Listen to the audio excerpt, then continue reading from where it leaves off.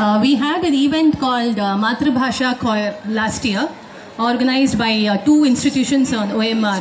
One is Rasikapriya Fine Arts Academy Trust, which is a sabha running in OMR, conducting concerts every month in your neighborhood.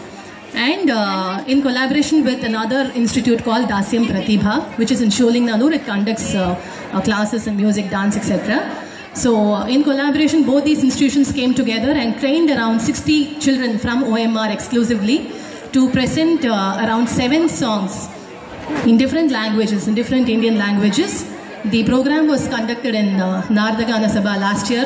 In fact, it was in the same period. It was August 16 that we presented these songs. So today we had around, I think almost around 17 to 18 children from DLF who participated in the choir. It was a Matrabhasha choir. But today, since many of them are out of station, we just have 6 of them to present the song.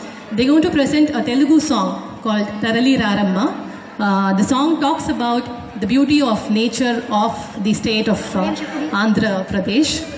It talks about the rivers in the state. So we have Dhanvan, Prerna, Aditi, Akriti, Nandita and Nandana to present this song.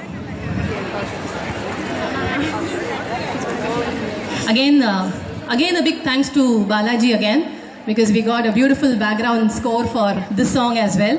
Because when the children sang in Nardagana Sabha, we had a complete orchestration by professionals who conducted the orchestra. So Balaji has almost recreated the same effect with his...